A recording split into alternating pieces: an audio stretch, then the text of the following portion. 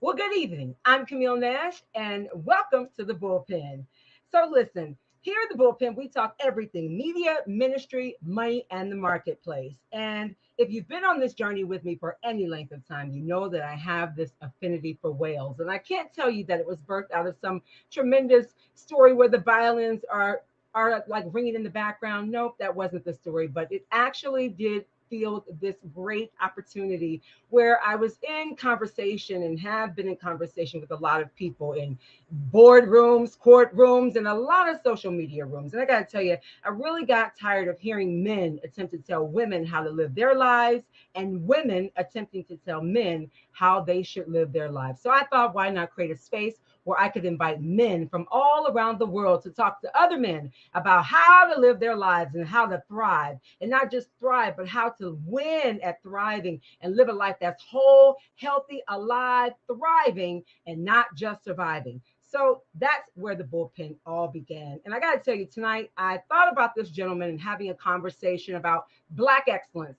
These last several episodes, we've been talking a lot about Black excellence. And I wanted to talk about how to grow or be rooted to grow exponentially. And I thought about a gentleman that I met here several years ago who has left the Valley and moved on and actually become a Black farmer, and amongst other things. And I just couldn't think of any other person that would be a great fit to have this conversation. So I want to take a quick moment and introduce to some and present to others Ghazi Muhammad, also known as Ghazi Speaks. Please help me welcome him to the platform. Thank you, man. Ghazi, How you doing, Sister Camille? there you are. There you are. Listen, I am so excited about having the conversation with you. You know, I miss you since you left the Valley, but I know you are Likewise. turning up the volume in Atlanta.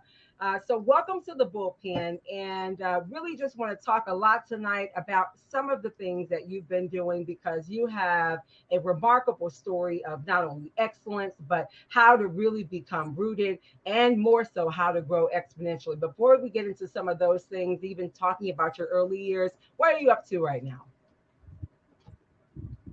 Yes, out there we have some construction going on. We actually have one of the buildings on the land being demolition right now. So if you hear some trucks in the background, that's just some Okay. construction guys up there finishing up some demo work. All right. So you're outside. You're outside on your farm. Oh yes, ma'am. Yeah. Oh yes, ma'am. Yeah, yeah. Right. I like nature Okay. more now. I know, right? So we're going to come back and talk a little bit more about what's happening there on your farm. But what I want to talk about first, guys, before we get into all of the remarkable things that you've been able to do and still continue to do, let's talk about Ghazi in the early years. Like, who was Ghazi as a young person growing up? Tell us a little bit about that. Man, as a young person growing up, let me say I Yeah. was born to a teenage mother. My mother, Mhm. she had her first child at the age of 14. She had my twin brother and I at 16. Oh, And wow. by the time she was 20, my mother had five children and had been married twice. And so she didn't have a lot of formal education, but I'll say that my mother had a PhD in streetology. The woman Oh, knew how to hustle and she knew the streets very well. And so I grew up in that atmosphere to a young mother who didn't have a lot of formal education. And as a mhm. result of that, she was inclined more towards the street life, Yeah. toward the hustling and, the hustle and bustle with the hood. So, Mhm. that influenced me. And, my early life, I was on a negative trajectory. I was in and out of juvenile, kicked about almost all the schools that I had attended. I mean, gangs and drugs. And, at the age of 16, I wound up from high school, I wound up going to prison, Mhm. and went to prison from 17 to 24. I was locked up. And at that time, spent over 48 months of solitary confinement. Did a lot of reading there, a lot of Wow. introspection and self-reflection. But, you know, that was my early life. I was something else back in them early days. Wait a minute. I'm still stuck at the fact that you said streetology. I had never heard that. She got her PhD in streetology, so I'm sure she Yeah, gave you woman that was out. education too. Yeah. My gosh, that is something else. What an incredible story, even already. So you had to, at some point, there came a shift for you. You're in prison for a short period of time, for a few years. And I don't want to say short period of time. To be in prison at any length of time is too long. I heard you say that you did a lot of reading back then. What were some of the things you were reading, or what were you most inspired by during that time? you know, before I went to prison, my uncle is in the Nation of Islam, and he was a follower of the Honorable Minister Louis Farrakhan. So I remember when I was young, my mother called her big brother, and she Mm-hmm. said, "You better come and get read." I'm a quoter. She said, "Cause I'm gonna kill his ass," and cause I was something else, right? And Okay. so and this uncle here, he didn't play. This uncle was serious. How you had them some uncles that you can smoke weed with, you can talk crazy stuff with. But this uncle here was an uncle, and he would discipline you. So when he come around, everybody straightened out. So he Mm-hmm. came to me and he said, "Come on, boy, you going with me?" I said, "Where we going?" He said, "I'm gonna take you to the mosque." I said, "I'm going where?" So he took me to the mosque. To hear the followers of the Alma Minister Louis Farrakhan in St. Louis. So them seeds were planted in my mind before I went to prison. Even though Mm-hmm. I still had a gravitational pull toward the street, they planted a seed in my mind about black men and being strong and being responsible. Though I didn't have nothing in my environment to nurture them seeds, it was just a seed that. But there was no water, there was no sunlight, because you would tell Mm-hmm. me the black man was positive, but all I seen was hustlers and killers and drug dealers and stuff. So it was a seed planted there, but I wasn't in a proper environment to water and nurture that seed. So when I got locked up, the older brother started giving me books on history and a lot of history books, politics, a lot of culture. So reading a lot of world events and things like Yeah. that. And Yeah. you know, Yeah. yeah. And so I tell people when I was in solitary confinement, I did 48 months total. I was never there physically because I was always reading. My mind was always in Africa, the Middle East, Central and South America. I was always somewhere else, because I was always reading these books, and I was able to survive and endure that because my mind wasn't there in that place. My body Yeah. was there, but my mind wasn't there. Right. That's powerful that you mentioned that, because the mind, our mind, everything begins and ends in the mind.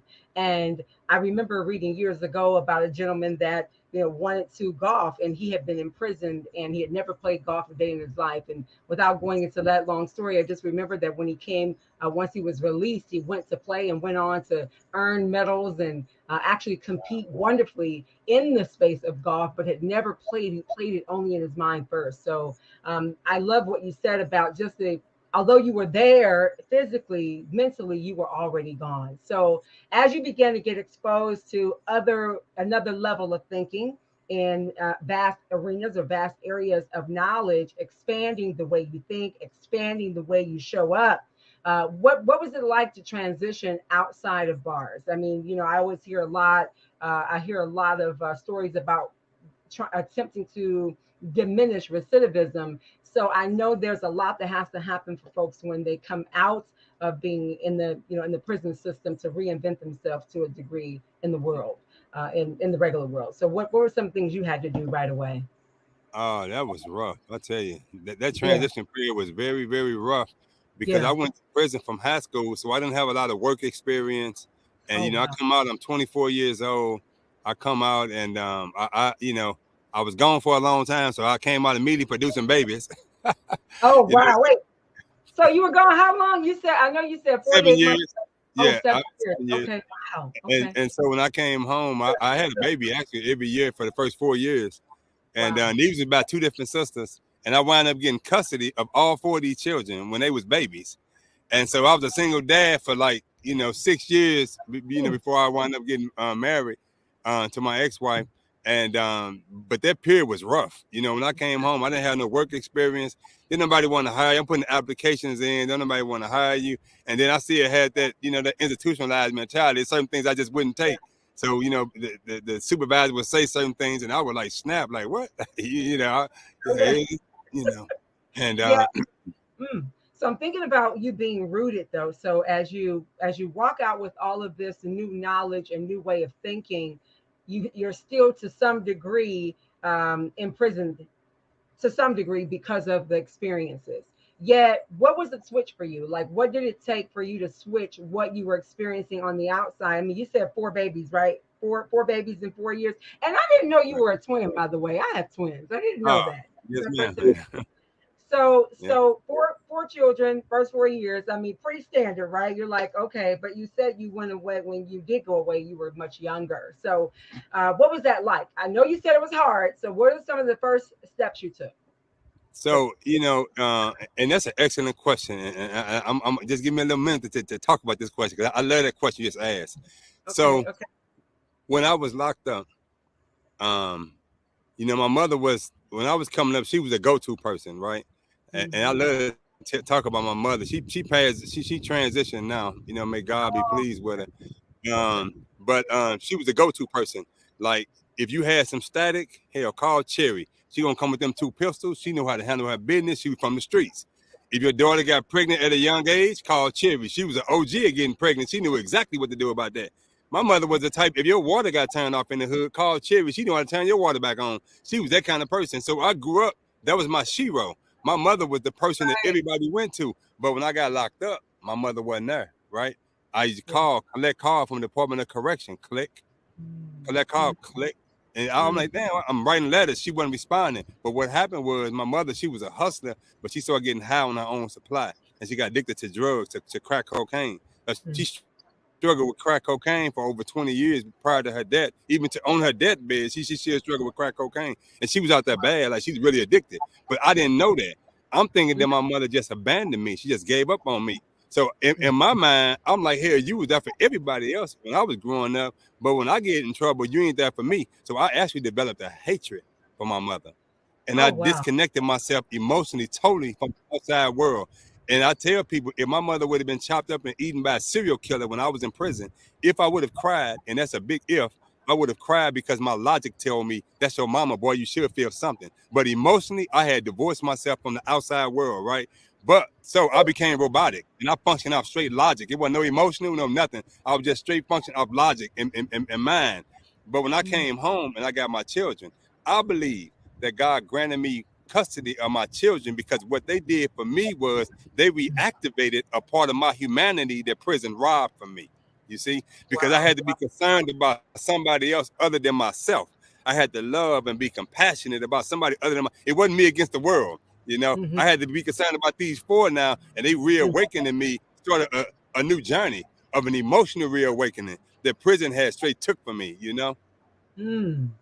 Wow.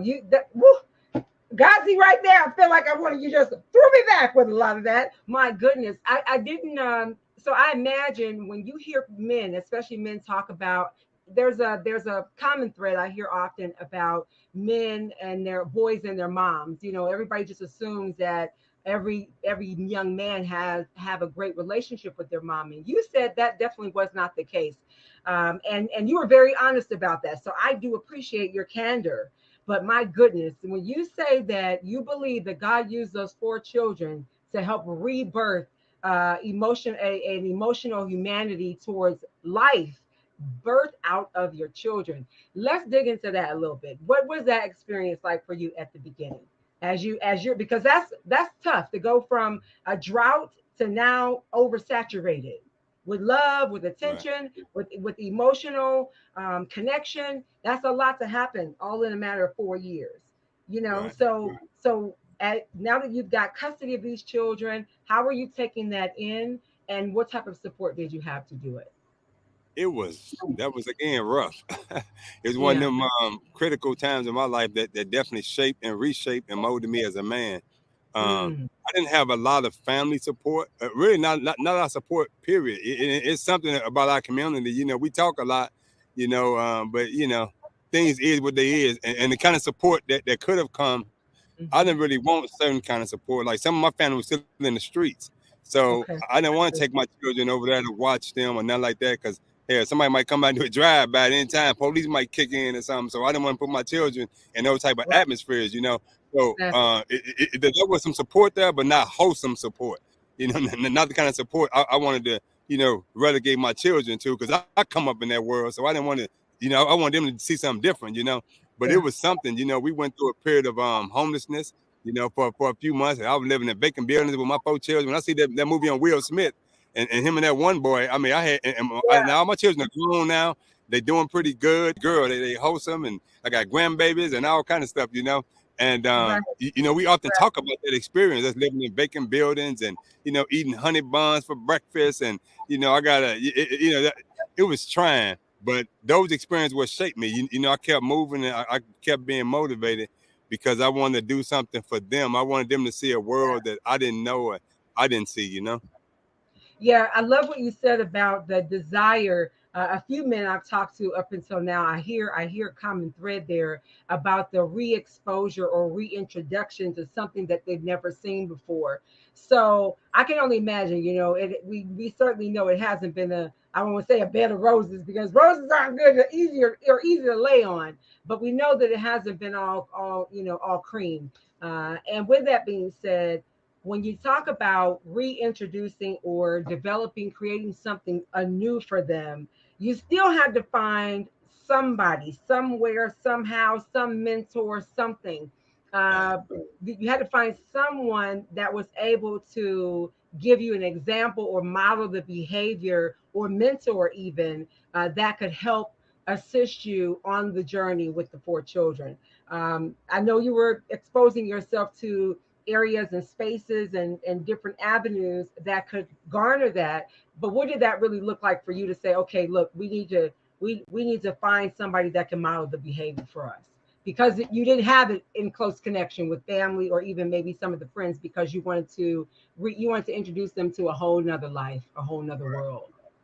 Well, the great examples for me was, the brothers in the nation, some of the FOI brothers. And, I had the opportunity, years ago to meet the Honorable Minister Louis Farrakhan. And, because that was, and his brothers in the nation, and people brothers and sisters who was in the community that was really talking about Black liberation. They want to empower the community. And, I was in them circles and I was listening to some of these guys, and they had children, and, they was married. And, that was an example for me. Like, man, I want to have, all that kind of lifestyle too. Everything don't have to be negative for us. So Mm-hmm. that was, as far as personal examples, it was definitely, even my uncle, my uncle Gregory, who first took me to the mosque. He was then and now probably one of my greatest personal mentors. Um, he just a, dynamic human being, very straightforward. And, when I had a problem with women, he was very candid, like no fluff, no BS, no none of that. When I was in flaws and I was in error, no fluff, no BS. He tell me straight up, just check me, and I just embraced it because I know he was coming from the heart, and it was a place of authenticity, and it was real. So yes, ma'am. So as you be okay, so you've got I believe mentor, model, two different things. If you've got access to somebody, that's going to make them a real mentor. Model is somebody you're just looking at. But there are also this guy or this your uncle is someone who's a mentor because you have immediate access to him. You can text him, you can call him up, and he's also modeling the behavior for you. So as you're walking through those steps with the four children, are they boys, girls? It's three boys and a girl. All right, so three boys and a girl. You go on, you're kind of walking through this life with them as they're matriculating through high school, or not just through high school, but through grade school and high school. So then you begin, you're developing and creating your family. Do you share with the kids early on about your life's experiences and some of the maybe poor choices? You share some of that early, or do you wait until you believe they're old enough to understand it? Nah, they was in Pampers hearing my story. Okay. I mean, and to this day I'm like that, and I think that's what I'm very tight with my children. They grown, and some of them still in Arizona, and with my Mhm. grandbabies, and two of my sons moved back to St. Louis. That's where I'm from originally, St. Louis, Missouri. And because they wanted to see their mother. Once they got grown, they wanted to be around their mother some, which is understandable. But yeah, I'm very tight with him because I've always been so straightforward, so authentic. And my mother was like that with me. I got that from my mother. She was Mhm. always a straight shooter. She didn't hold no punches. She didn't. I mean, I don't care what it was, sex, whatever. My mom was just gonna bring it raw. And so I was Bring that always on. like that. So as a parent, I modeled that after my mother, like being 100, being Yeah. authentic, being straight to the point, no fluff, no BS. And so I'll tell them early on. They knew my life, my history, my world, and the Mhm. family history, and they've been knowing it their whole life. And I So never let's hid nothing. you can't hide anything from them. That's powerful. So when we talk about, I always think about the ACEs study. I share a lot of that in my book, where we only need one person to help us, even if we've had or lived in a life of violence, or our parents were imprisoned, or we didn't have access to them. We all only need only one person to be able to come out of it. So any when you look at the transition with your children through that experience, because you developed a family, got married. As you're walking through all of that, did you find yourself at a space where you found you were thinking that maybe this wasn't going to work out for you because you kept running into too many roadblocks? Did you ever get to that point where you felt like maybe this wasn't going to work for you? And if you did, what were some of the things you did in that moment, or even told yourself in that moment to cause you to look and think differently? You asked me good questions, boy. I tell you, and you invoking good memories in my brain right now.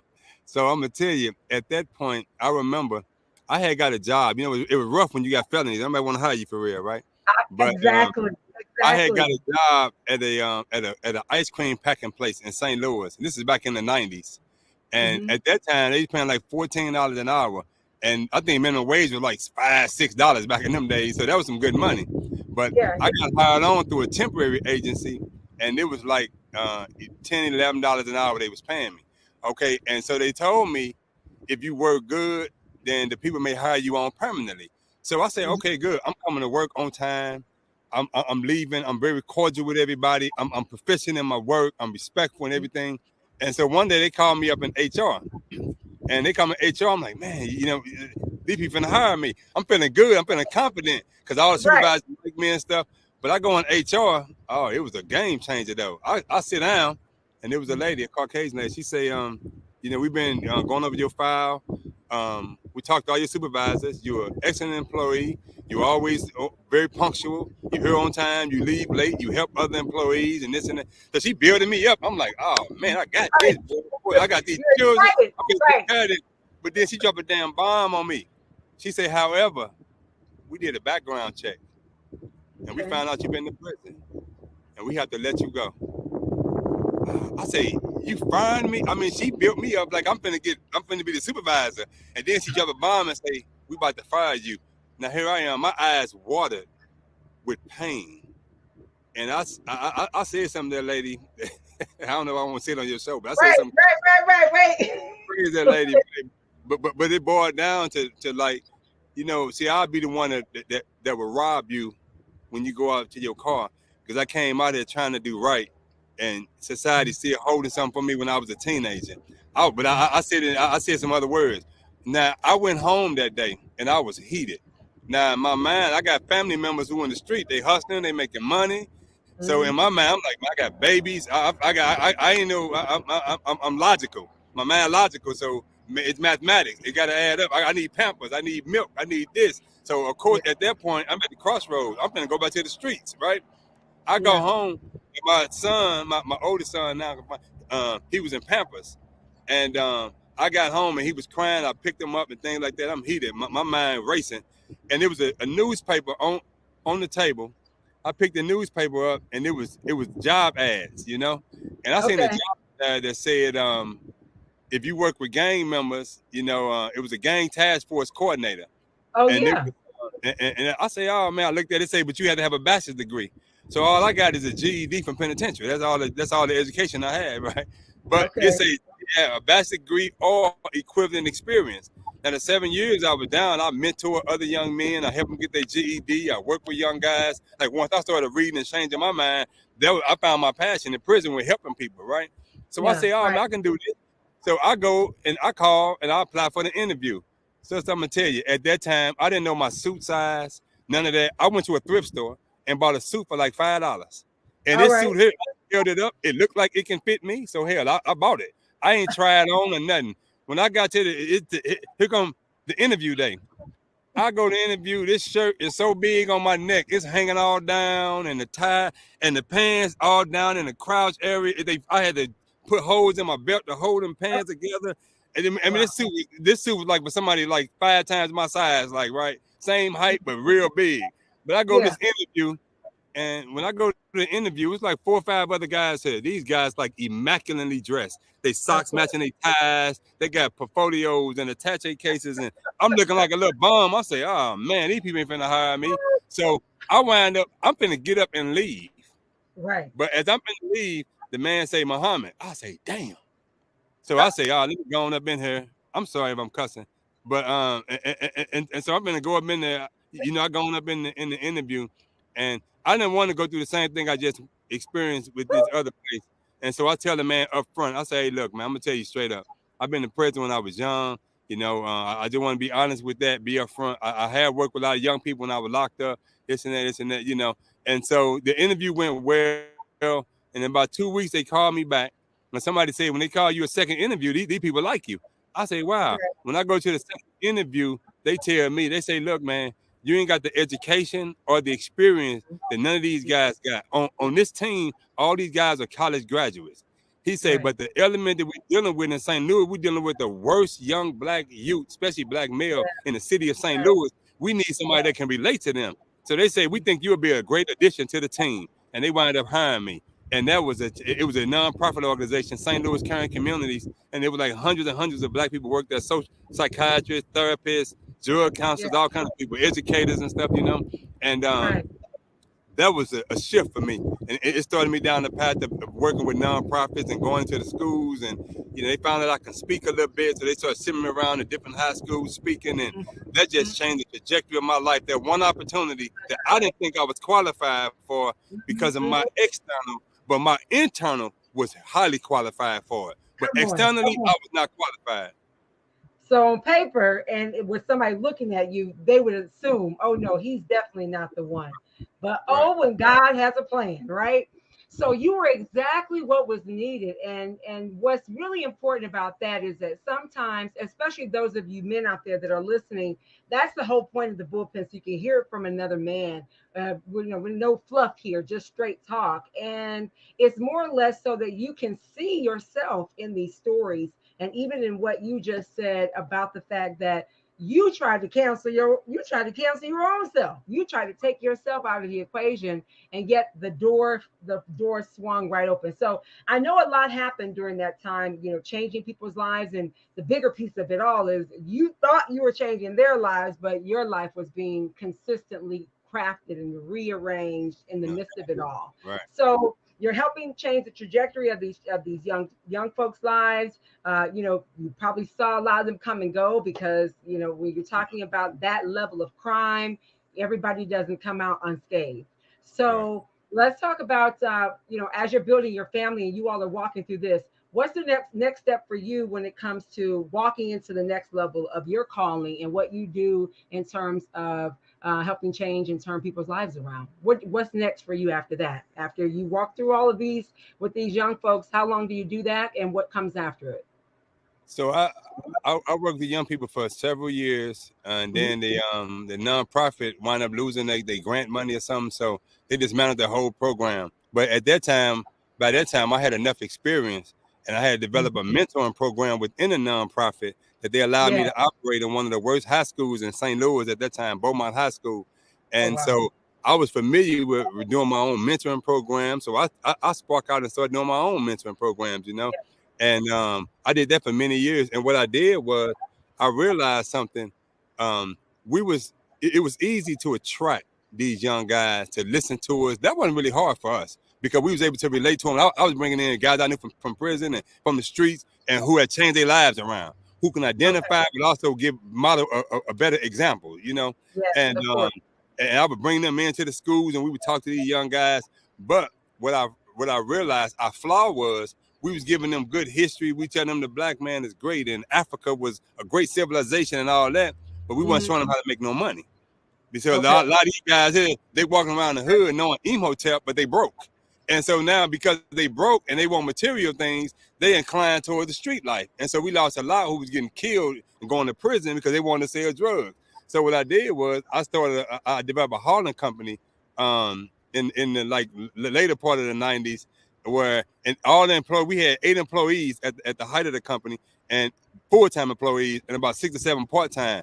And my motto was when you come to us, if you say you've never been convicted of a felony on an application, I'm gonna say don't call us. We gonna call you because I wanted the ones that would say, yeah, I Right. did 2 years, I did 4 years. My mama a drug addict. I wanted them ones right there because I didn't want to reject the people like I didn't want them to feel like I felt right.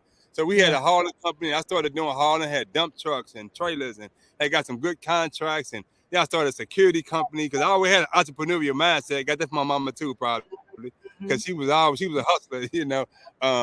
So That's let me tell you, streetology, right? That's that streetology. But I'm gonna tell you, I got to a point after years of doing that, and I've had multiple businesses. I Mm-hmm. never could go. It was like I was always reaching a plateau. I was always getting stuck like a glass ceiling was there. Right. And I never Yeah. could realize why. But it took Mm-hmm. me probably 20 years to realize this right here, to have this epiphany that my greatest prison was not the 6 penitentiaries that I was in. It wasn't the Yeah. 48 months of solitary confinement. It wasn't the shankings that I seen, the murders, the rapes. It wasn't none of that. My greatest prison was in my own mind, thinking that you ain't worthy enough, you ain't good enough, you ain't credentialed enough, you ain't educated enough. I always thought I needed something outside of me to validate who I was. So it stopped me no matter what I was doing. I was always stopped by a chain that was in my own mind. But when I Yeah. broke free from that self-imposed, self-created prison, it Mm. was on. I'm talking Yeah. about I got Yeah. parole from my own prison in my own mind. And what I did was I developed a coaching program called Felon Mm-hmm. 2.0. I got a signature talk on that. And Felon 2.0 is an acronym. Felon is an acronym that stands for the 5 things that kept me restricted and limited. And that was fear, excuses, limited belief in myself, obstacles, and negative thinking. So I walk Yeah. brothers and sisters through a mental process of being free from a self-imposed, self-created prison. And once they get parole from this internal prison, then that fear becomes faith. Excuses become excellence. Limited Mm-hmm. belief lessons. Obstacles, opportunities, and negative thinking becomes a new mind. So I walk people through that process and say, oh no, our greatest prison is right here. Because I never Yeah. thought I was good enough. No matter what I did, I'm like, you the son of dope fiends. No matter what I did, you an ex-convict. No matter what I did, you ain't got no high school, no college degree. So you ain't good enough. You ain't worthy enough. Who gonna really take you serious for real? But when I broke Right. free from that, oh, it was Yeah. on. I was in the stratosphere at that time. Come on, Stratosphere. So look, I want to talk about that for a few minutes because I've heard about this program. In fact, that's how I met you at an event. So when we talk about how'd you birth that? So you're saying, okay, it took you 20 years. What was the epiphany? What was the turning point? What Yeah. happened? So pain, pain is a Well, turning point because I was well, at that, well. I had started meeting I started meeting like a different level of people. Dr. Reuben West and Yeah, just different like educated brothers. I had got myself in different circles, so I'm watching yeah, them and I'm looking at myself. I'm like, man, why can't I really break free and do what these guys doing? Because now I got different examples in front of me. I'm seeing yeah, men that they got talent, they brilliant, and now I'm seeing myself as talented and brilliant. I ain't in prison no more. I ain't saying I ain't worthy no more. I'm saying no, you are worthy, brother. Yeah, you do got it, brother. But how can I use it now? And so I actually joined the National Speakers Association, the yeah. NSA in Phoenix, and Mm-hmm. I had hired a coach, Beth Terry. I Yeah, had hired Beth Terry, and actually, in my conversation with her, Felon 2.0 came about. It like hit me. She asked me certain questions, and that's the questions are very powerful. If people ask you very. the right questions, it's gonna bring something up out of you that you didn't even know existed. So she said Yeah. that, and it just immediately like, and she looked at me like, "This is brilliant." It just Boom, like flowed. So that's now it. it's always in me. It was always in me. So I tell brothers, the brothers who may listen, or women, it's something already deep down. It's buried. Greatness is already there. It just needs the Mhm. right stimulus, the right question, the right atmosphere, the right energy, the right environment or opportunity to bring it out. But it was already there. And I didn't even know I was burying it up under my own limited belief in myself. I was burying all that goodness. So it was really sitting there dormant, and it took Beth amongst other people. And Ruben actually is going to be on the show tonight. He'll be airing tonight.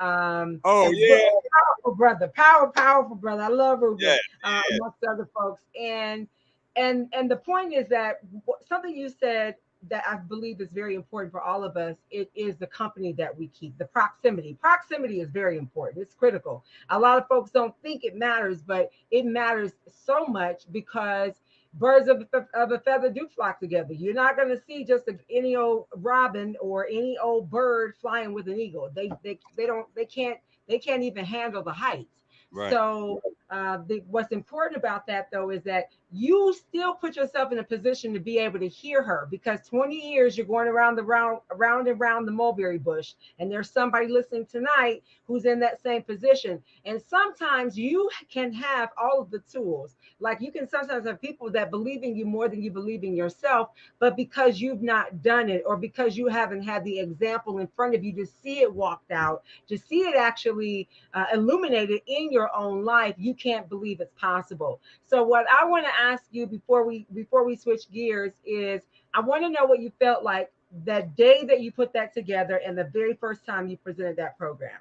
That's what I want to talk. Want to know what that was like that very first time. It was like a relief and a Hmm. release at the same time. It was like a Okay. burden being released. I mean, my mind had become open now. It had become clear. I was able to see clearer. And I remember the first time I presented that program, I was in Scottsdale, Arizona. So, Yeah. these are majority Caucasian people, Right. Right. and these are Yes, like sir. affluent Caucasian people, right? I And was I'm on sure. the Yes, sir. stage, and it's probably over 1,000 people. It was at the Scottsdale, at the center downtown Scottsdale. And it Okay. was over 1,000 people there. It was packed. Every seat in that place was packed. And I'm the premier speaker at this event, this storytelling event. And I Okay. remember when I got through, it was a heck of an experience. And I remember this lady, this very, very affluent Caucasian lady, came up to me. She said, "Ghazi, I just realized something." I said, "What's that, ma'am?" She said, "I've been a felon all my damn life, and I didn't even know it."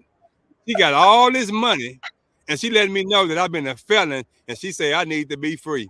And it Wow. was a guy there who owns a real estate company in Arizona, uh, uh, uh, white guy, and he Hmm. came to me. He said, "Can you teach this to my staff?"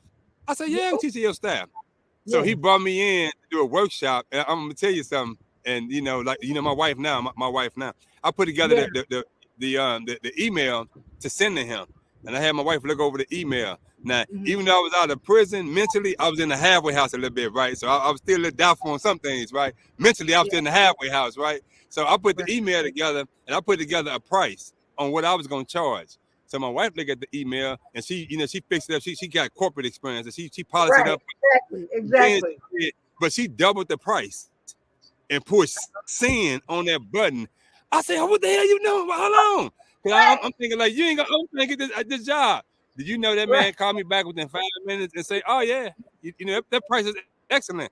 I That said, price is "What?" actually probably It too was low, but thousands. yeah.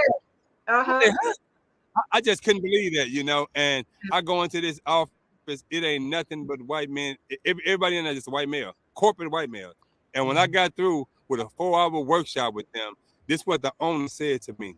He said, well, told me this a week and a half later. He said, "Ghazi, that workshop changed the culture of our company."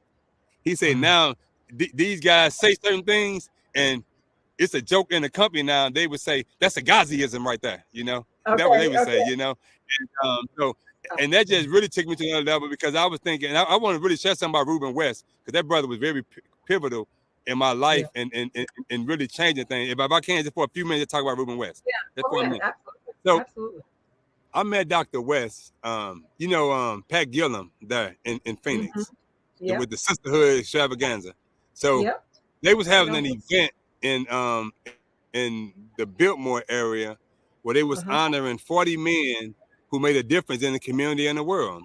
So Hmm. somebody sent me an email, and Yep. when I got the email, I'm thinking it was a spam because I'm like, this is a woman organization. Why are they telling me to come to a woman organization, right? So I really deleted the email.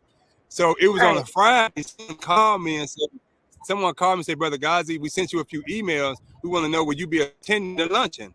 I Hmm. say, "Sister, ain't this a woman organization?" She Yeah. said, "Yeah." I said, "Well, you know my brother, right?" I'm like, "You know my brother, right?" And she said, "Yeah." She said, "Did you read the email?" I said, "No, Right. not really." She said, "Brother, we're honoring men who make a Yeah. difference." I didn't even read the whole email, so I deleted it. I say, "I'm sorry, I accidentally deleted the email. Can you resend me that email?" And she said, Yeah. "Oh, we're gonna present you with an award." And I say, "Oh man!" This was the next day, a Saturday, Yeah. and Right.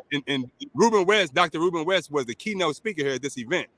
And so I didn't have, and so I go to the event. Dr. West is talking, and I'm blown away. I'm like blown away. I'm like, man, because at that time I just got my first paid speaking engagement a couple of months prior to that at Glendale Community College. Right. They gave me a paid speaking engagement. So I was excited to get into the speaking realm professionally, right? I Yeah. heard Dr. West and I was blown away. So I come up Yeah. to him. I'm like, hey, man, I got to talk to you, man. We talking, having a good spirit. The energy is good and everything.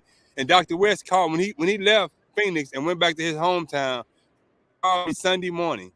And he said, brother, I'm having a speakers retreat, the Black Yeah. Belt speakers retreat in Charlotte, North Yep. Carolina this Thursday. Can you make Yeah. it? Now, at this time, I ain't got 4 children. I got 8 children in the house, right? And I'm the sole breadwinner. So it Okay. was rough. I said, how much it cost, brother? He told me the price of the event. I said, brother, I ain't got that kind of money. I'm 100. I said, I ain't got that money, bro. I got to get a plane ticket, a hotel, this and Right. that. He said, well, I tell you what, if I can waive the fee for the event, can you make it here? I said, let me Mhm. see, man. I said, let me see. I never ruled myself out because I wanted to be there. So Yeah. I didn't Right. rob Exactly. Peter. I didn't rob Peter to pay Paul. I robbed Peter, Paul, all the rest of the disciples, and I ain't paid nobody nothing. I was trying to go look for their cousin. I'm trying to rob all of them, right? But I still came up short to the bill, right? I came up short. And you know what? Them four children that had custody of, they was all, one worked at Amazon, and one worked at Little Caesar, and one worked at a little factory. And they came to me, they said, Daddy, how much is the plane ticket? One of my sons say. I say, well, the plane ticket, this is my son say, well, I can help you with your plane ticket. And my daughter Okay. say, how much is the hotel? And Wow. I say, the hotel this much. She said, well, I can help you with your hotel. My other children say, how much is the rental car? So them four right there, them four children that I raised as babies, they helped me Mm. get to the event. When I get to this event, I ain't got no money in my pocket, but I'm at the event, right? But they gave me just enough to get there. I went Mm. from the rental car. I went from the rental car place to the hotel and parked it because I ain't had no gas money to put in that gas in that car. So I wasn't going nowhere, right? So I get to the event. It's a 3-day event, and you know how they have breakout sessions and things like that. I'm in the breakout Yes. session talking. I'm very passionate and things. And two things happened to me that really changed my life at this event. The first I'm thing, still taking it in about the kids. Those are the same four oh, children that were homeless with you that came to right, your rescue, so to speak, to right, help garner yeah. your dream. And Keep going. Keep going. so I'm gonna tell you, I'm at this event, and it was a brother and a sister that came up to me to this day. I don't know their name, who they were, but they was at the event and they did some of these breakout sessions with me. Now I'm look like I got money. I got a nice suit on. I'm looking like I'm healthy. I'm not saying I'm poor and I ain't got no money. I ain't saying that. I look like I'm $1 million, right? But they Yeah. came up to me at the one of the breakout sessions, and a woman said this to me. She said, brother, God put something on my heart to do for you. I said, oh yeah? She reached Okay. in that purse and pulled out $100 bill, a Mhm. $100 bill. I was Mhm. blown away. My stomach was growling. I ain't had no food. I didn't know it'd be food at these type of events. So I was gonna Mhm. fast for 3 days. I'm used to fasting. I wasn't gonna fast 3 days, but I was gonna be there. I just wasn't gonna eat or eat a cracker here, or a sip of water here, or something like that, right? I ain't know that Ruben Right. Weston was gonna have some food there, right? But she Right. gave me $100 bill, and I say, wow. The lesson for me was God letting me know I can reach you in any spot, no matter where you at. I can give resources to you, right? That was powerful to me. Now, on the Mhm. third day of the event, Dr. West came to me. He said this. He said, man, you know, some of the people, some of my staff been really liking your comments in the breakout session and things like that, right? Now, he said, you mind sharing a few words from the stage? I said, you gonna let me Wow. speak from the stage? He said, Right. yeah, just, I said, wow. Now, I forgot one part when we was in Yeah. Phoenix, when I first met him, when we were Mhm. talking, when he did the keynote at Pat Gillen's event, he asked me Right. this, when I told him I wanted to be a speaker. He said, brother, who your ideal client? I say, Yeah. thugs and killers and gangsters and Right. stuff like that, right? And he looking at me, he like, wow, okay. Now we at his event. Okay. He lets me a week later, he let me speak at the event. It was a 3-4 minutes. I don't even know what I said until I seen the video. It just flowed. It channeled, just natural Yeah. from the heart. He said, man, just come Mhm. from your heart, brother. Come from your heart. I got up on the stage and it was a resounding standing ovation. I was blown. I was Mhm. so humble. And Dr. Mhm. West got the mic and he said this. He said, this, we do these for guys like this right here, Brother Ghazi. And he said, he told me something that really, again, over my mindset up. He said, brother, Mhm. when I was in Phoenix, I asked you, who was your ideal client? You told me it was killers, thugs, convicts, and gangsters. He said, bro, look around this room. These ain't killers. These ain't No. convicts. These thugs. He said, Come these on. are 6- and 7-figure earners in here. He said, Mhm. brother, your message transcends your reality. Stop limiting yourself. He said, you can teach on other platforms, other stages. I looked Mhm. around, I said, damn, he ain't. That opened my mind up to a whole nother realm of possibility right there. Cause now I'm saying I'm really breaking the limited belief now. Like I Yeah. can do this on that level. So I just want to say that about Dr. West. That changed my whole world around, and it was so many other things that happened since then. I got back. I'm gonna close this story with this on Dr. West. I got Mhm. back home to Phoenix that Monday. I called them to thank him for that experience. They gave me an award. I got that year I got the Black Belt Speaker Award with the little microphone. I still got that award now. Yeah. And I so remember. I'm talking to him, and he said, "Brother, I really appreciate it." So he shared with me this. He said, "Brother, we've been doing this for years, and we always give somebody an award." He said, Mhm. "This year, he said, it's the first time unanimously all my staff said, Brother Ghazi get the award, right?" And then he Nice. said, something peculiar happened after that. He said, they started fighting, brother, on who was going to be the one to present you with the award. I Oh want to give wow. the brother Ghazi. Now, so his auntie, I call her, that's my auntie now, his aunt that works with him, she the one presented me with the award. But then Mhm. Dr. Ruben West said something. He said, hold on for a minute, brother. He clicked over. I'm thinking he had a phone call. He come back over and a voice say, is this Brother Ghazi? I say, yes, sir, this Brother Ghazi. He said, this is Les Brown. I say, Les Brown? I say, Mammy Brown, baby boy? He said, yeah, Les Brown.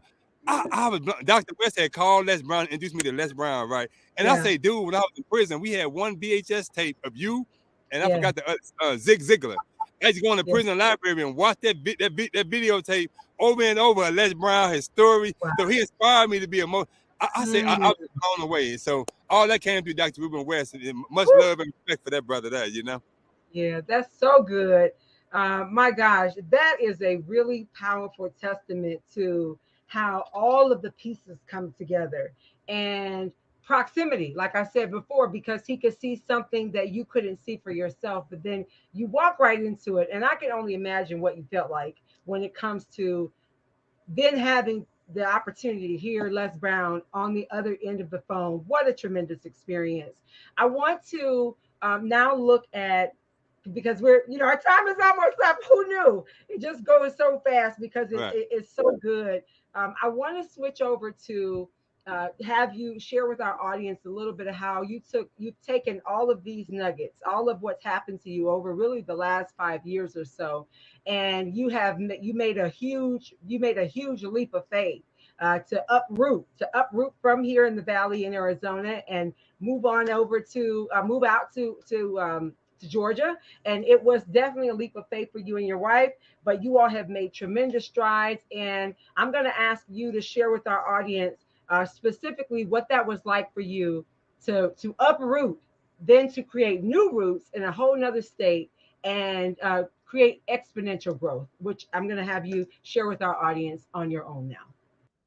Okay. So I wound up getting a divorce after 15 years. So I had the four children, and then my ex-wife and I, we had four children together, and I already had an older daughter, and so but we wound up getting a divorce, and I wound up getting remarried, and so when I married Cheyenne, my wife, she wound up getting pregnant. Brother know how to get people pregnant. And so she wound up getting pregnant, but it was a highly anticipated pregnancy because she was diagnosed with polycystic ovarian syndrome at a young age. They told her she wasn't gonna have no children, and so she had one child, and he's 14 now. And when he was born, he like that's a fluke, 1 in a million chances, it'll never happen again. And so when she got pregnant with me, she was excited, she was ecstatic because when she was 16, she had a dream that she had a little girl. And when she did the ultrasound, they told her it was gonna be a daughter. She was really excited. She on social media, she's showing her stomach off, she's showing her family. She looking at me, say, baby, look at my stomach. I'm like, baby, it don't look no bigger today than it did yesterday. It looked the same to me, right? And so she was ecstatic, but then the baby wound up dying. It was stillborn. And so I was there for all of my children's birth. I watched them. I was the first one to hold them and embrace them and say something in their ear. And I watched them grow up and pampers and walking and talking and first teeth and all that. But this was the first time as a father I had to hold my lifeless child. I looked at my daughter, she was like probably 6 or 7 months, and she had to deliver this baby. And my wife slept in a bed with a lifeless child for like 4 or 5 hours. She dressed this baby. She talked to this baby. She went to sleep with the baby. She held the baby. She embraced the baby because in her mind, this was the fulfillment of God's promise. I seen this at 16. I had a dream that I had a little girl. How can this little girl die? She was so excited. Now her faith being tested because God showed me this at 16, and now it's here, but it's gone. It's here, but it ain't here, right? That experience shifted us. it shifted us in a real way. And we was going to initially sell a house and get an RV and just travel the country. I was doing more speaking at the time. She's into speaking. She's the financial coach. So we was going to get an RV and travel the country for a year. Again, listen to the Honorable Minister Louis Farrakhan talk about land. I say, no, let's not get the RV. Let's get some land. So we ended up coming out here to Georgia and purchasing some land out here in Georgia, and we called it Kayani Sunset Ranch. We got a big sign in the front. My daughter who died, her name was Kayani, and we put her name on that sign. And in the last 2 years, we've had over 4,000 people here. We've inspired Black people and other people all over the country with the things that we did. Because I say I went from the hood life to the good life. Like I never been around chickens and horses and cows and sheep. None of that. Never went fishing. We got a 2-acre pond on the property. I never did none of that in my life. I'm straight from the hood, from the city, right? And so we put Kayani name on that sign. And the ideal in our mind was that Kayani died, but something was still born inside of us. A sense of purpose, a sense of mission, a vision. It was still born. She was still born, but something else was still born in us, right? And as a result of that, we've served so many people. We've had schools come out here, campers. I mean, we've had horses and cows and sheep and chickens and donkeys. And I sold a lot of that stuff there because that's some rough work right there. I still got my donkeys and my chickens though, and I want to get more chickens. I like my eggs, but we out here on the land right now, and this been another learning trajectory in my own mind. It's taking me to a whole nother level. So many valuable lessons I'm learning from the farm, and one great lesson that I want to share with the audience is this right here. Um, brother Wayne Swanson, he's a Black farmer here in Georgia. He came and was teaching me about regenerative agriculture. I had never heard of that term before. And so we went to an area of the land that was barren, that wasn't too productive. And we took the cows and put them over there. And he said that the cow poop got fertilizer in it, brother. So we let the cows poop up the area. And then we wet it down. And he put seeds in it, grass seeds in that area. And in about 45 days, that area became the most fertile part of the entire land. Now, my mind is wired to see lessons now in life. So I'm looking at this and I'm saying, man, it's a powerful lesson. And excuse my French, but I got to say it the way I say it, right? I looked at that lesson and I said, hold on. You mean to tell me we took some dirt, some shit, and some water and seeds, and we created new life? Now I'm thinking in my life, how many brothers got some dirt in their life? People, period. They got dirt in their life they wish they can forget about. How many people got some shit they dealing with that they wish they can overcome? Right? So now my mind is you ain't got to discard that dirt or that shit. Put a new seed in it and watch life grow. And that's how my whole life has been. I ain't discarded my prison experience, my family experience, the dirt I've done, baby mamas, married, divorced. I ain't discarded none of that. All I did was put a new idea, a new seed in that dirt, in that shit, and I watched it become the most fertile part of my own life. But I'm watching that from the land. And there's so many other valuable lessons that we've learned from this land and being out here on this land that's just absolutely remarkable. Mm-mm-mm. Wow, Ghazi. Ghazi, you said it like you meant it. You meant it like you said it. And there was no other way to put it but just like that. So I gotta say, Yes, ma'am. my goodness, my goodness. Talk about new life. Talk about a new birth. That is really, really powerful. That in itself should give somebody life. That ought to give somebody life right there. If they had any level of doubt, that ought to give them some encouragement to know that yes, they can take what seems to be stillborn and still create something new, still have life left in those seeds. My gosh, that was huge. Well, listen, guys, I know our time is up, and I know you are definitely not out of the message. You have plenty, plenty, plenty more in store to Yes, share. But I have to tell you, it has been my privilege and my delight to have you on tonight in the bullpen and sharing with our audience. What a tremendous opportunity just to connect together and dwell in unity. And yeah, you had a few colorful words in there, but I know that those are words that will connect with somebody in our one, someone in our audience that will definitely be able to grab hold to those nuggets and run with it and actually make something more out of it. So I'm going to ask you, my last question for you is question I ask everyone, and it simply is, Ghazi, what is the lesson that took you the longest to learn? the lesson that took me the longest to learn. sir. was to the lesson of value in myself. It took me a Mm, long time to learn that, like to add value in myself. I yeah, thought everybody else was great. Farrakhan, he great, but not me. Malcolm great, Martin great, yeah, all the other people, all them great, but not me. Nah, nah, not me. Not the boy from the hood and parents with drug addicts and struggle with crack and heroin and stuff like that. Not me. So that took me the longest to learn was to see value in myself. Cause I seen mm, value in everybody else outside of myself. I can look at people and see value in them, like, man, you got so much potential. But I didn't yeah. even see it in my own self. Wow. Wow. Well, there you have it. My goodness. What a tremendous, just a blessing for you to share and your experience and what life has brought and taught you. So, again, it's been my pleasure to have you tonight. Thank We'll you. have to have you back at another time. Yes, I ma'am. want you to show the folks all of your land and the blessing that God has. I've seen so many places that there's been a decline of Black farmers, and there is a increase. There's like a rebirth, if you will, of Black farmers on the rise. And I know that Right. you all have made tremendous strides. You said over 4,000 people out at the farm. I can't wait to come to Georgia and be able to step ground on there, in there, on that ground, and actually see you all again face to face. But again, it has been my delight to have you, and I do thank you. What should people be looking for? What's next for you? Anything you can share with us that's coming up next for you? Yes, ma'am. Next, I'm actually really focusing on stories. I've been doing professional storytelling for years now, and I'm really focusing on especially helping our sisters Yeah. really learn how to tell that story and using storytelling as not just to express and to vent, but as a source of healing and Yeah. mental healness and coping. And because I've learned a lot from my own story, and it's self healing, it's self medicating. So I want to show a lot of women, and I'm doing that in honor of my mother, my great mother who had a tremendous story. And so right now we're doing a lot of work with women, showing them how to tell their story, not just share their story, but learn life lessons from their story that can transform their own life and catapult them to a higher level. Yes. All right. Very good. Well, I love it, Ghazi. Again, it's been my pleasure to have you. I appreciate you so much. And until we Right. meet again, Yeah. I wish you great success in all that you're doing. Thank All right. Well, you all heard it. My goodness, wasn't that powerful? Man, I feel like I just was captivated. I don't know if you all were, but I definitely was.